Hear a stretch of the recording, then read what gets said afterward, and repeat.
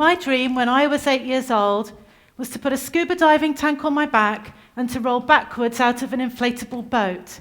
I'd seen it on children's TV and I knew it was something I had to do. 13 years later, and after a year of cleaning toilets and pretending to be able to type 80 words a minute, I came to Australia and made my dream come true. I didn't want to find Nemo or see sharks or the Great Barrier Reef. My dream was about rolling backwards. If you're following the typical Australian dream and you buy a house this year, you'll probably pay off the loan in 2040. We have no idea what the world will be like 25 years from now. 7 years ago, we didn't even know the iPhone existed. And look how that has completely changed our lives. For that reason, today I'm talking about 3 things. Firstly, dreams. Secondly, what stops us dreaming. And thirdly, imagining a new Australian dream. When I ask people what their biggest and greatest dream is, most people pause. They think, they and ah, and usually, but not always, they say, not really sure. I have 2 big dreams. My dreams have the potential to change the way we move around where we live, to revolutionise the way we construct transport infrastructure, and could change the way we look at waste, things like plastic and Coke cans, and see them as the minefield of the future. My first dream is to build cycling superhighways, 7-metre wide bikeways with 6 lanes for slow, medium and fast bicycle riders, and completely separated from all parked and moving cars. My second dream is a floating bikeway on the Sydney Harbour or on the Thames in London, made out of waste plastic and Coke cans. But dreaming alone is selfish. I've discovered that the best dreams are shared dreams if we want them to become a reality. That's why the most amazing moment with my dream so far was when Anna, who lives in Brisbane, contacted me via social media and said she wanted to make a financial contribution towards the floating bikeway. She didn't want to meet for coffee so I could thank her in person.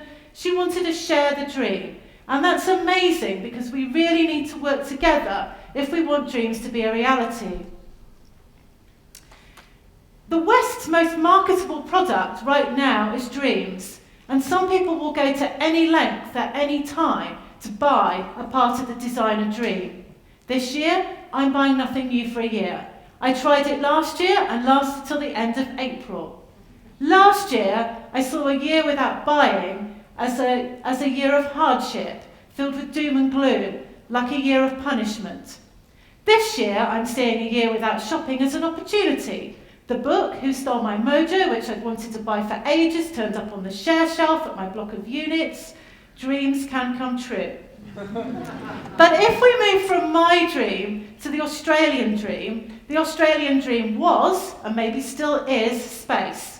A big house, a big backyard, a big car, a swimming pool, and parking for lots of cars. Everyone copied everyone else, and so now Australia's filled with big houses, with big backyards and swimming pools and parking for lots of cars. But some people think the Australian dream has become the Australian nightmare, where normal is getting dressed in clothes that you buy for work and sitting in a car that you're still paying for in order to get to the job that you need to pay for the clothes in the car and the house that you leave vacant all day so that you can afford to live in it. And so the Australian dream has become congestion. Some of us spend 15 hours a week or 700 hours a year sitting in our cars. Obesity. More than 60% of people living in Australia are seriously overweight or obese. But most of all, it's become a lack of time. Some of us are so time poor that we pay for everything. To get our shirts ironed, to get our houses cleaned, to get our children cared for, to get our lawns mowed. Perhaps now we value time more than space. And with this time, what is the new Australian dream? When did we find time to stop to dream? Is this really the Australian dream? And it's not just here, it's the same in the States, in Canada, in the UK, they just have different plants in the gardens. And some people aren't happy with just one of these. Some people want lots of these. Some people dream of owning 6 or 7 of these. Over the last few years, lots of people have lost their jobs. It's sad, it's tough, but really it makes you think. Is that fear of losing your job, the job that you don't actually like, really a fear about a 25-year loan on a house that someone else says you need to have? And this isn't an argument against buying a house. I respect that many people want to own their own home. Take my sister. She never went to high school. She spent 8 years lying on the sofa immobilised with ME. Her dream when she was sick was to buy her house. Normal things that most of us take for granted, and she has a house now. But this is about thinking or dreaming about new or different things. Let's face it, me and most of my friends can't afford to buy a house. If we can't afford to buy a house, it means we need to think or dream about new or different things, dreams we can afford. So can we think of something better? About 18 months ago, I went to a health retreat and I was really excited because every afternoon was going to be devoted to dream time. Except their dream time was one of more activities. And here's the thing, we're always busy, we always have something to do, we're always going somewhere or doing something. We never have time to stop to dream. So why don't we dream? I believe there are 8 reasons why we don't dream. First is fear.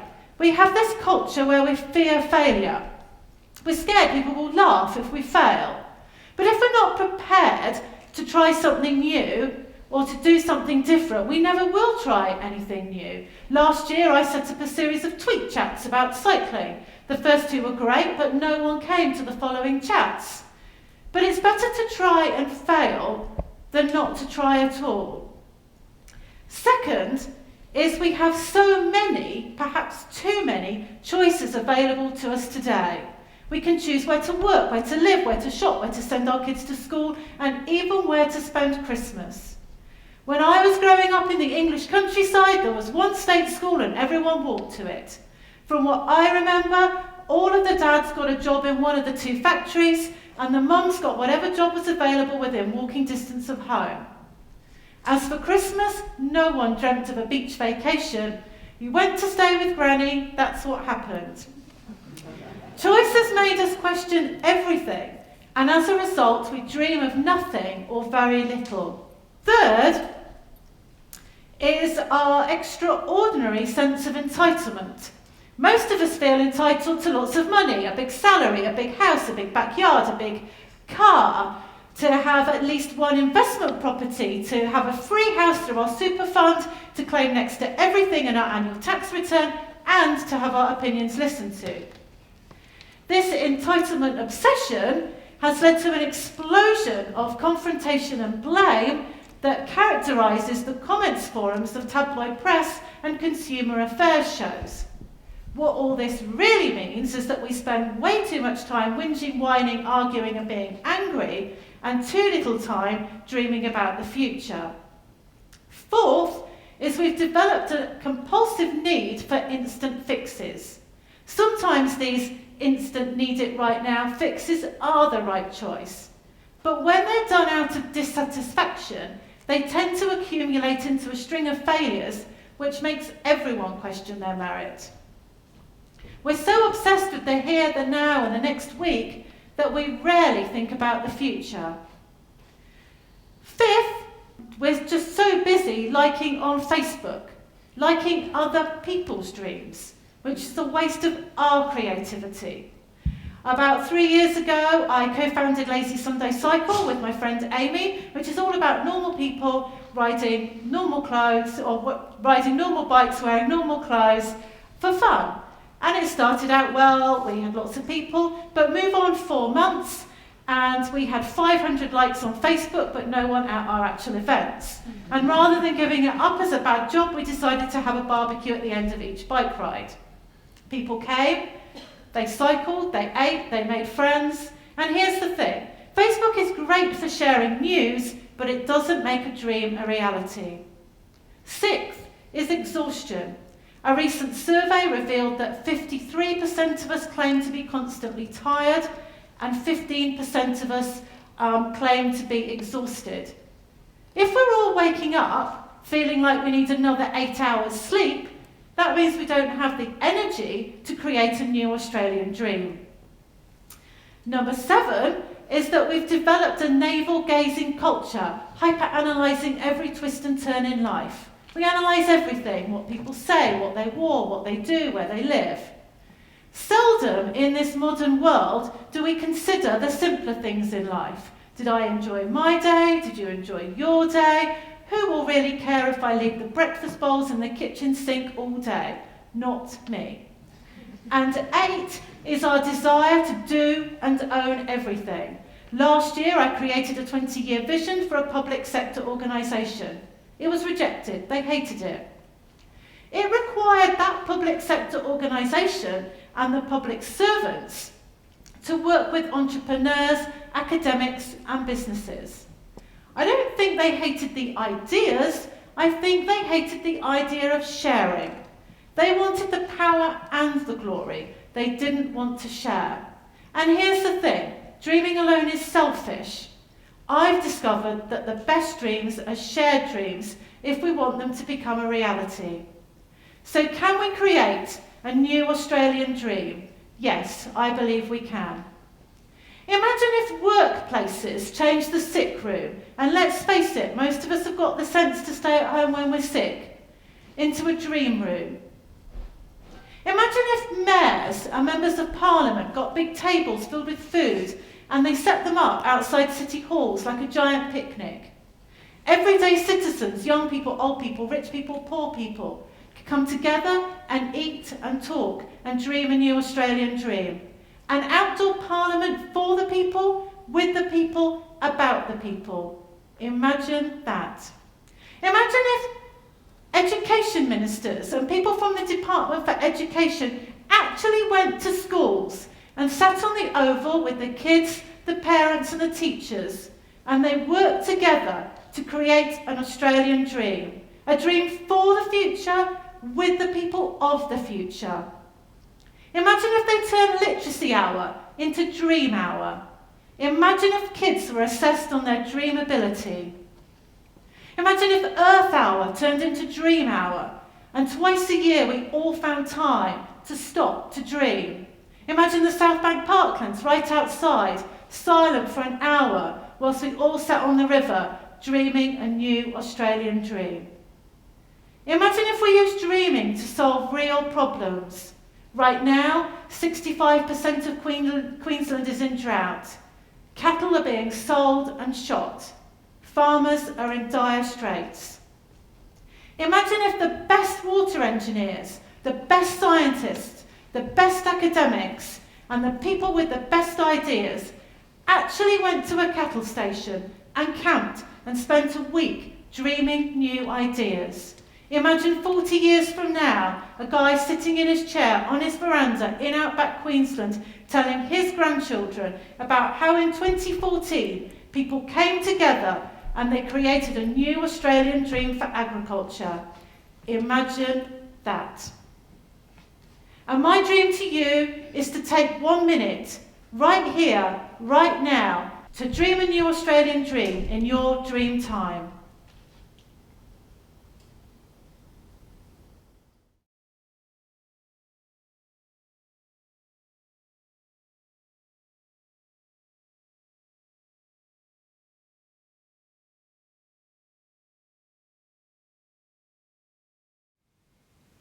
Let's imagine a world where we come together, where we learn how to dream, and where we create a stronger, braver, and more resilient Australian dream.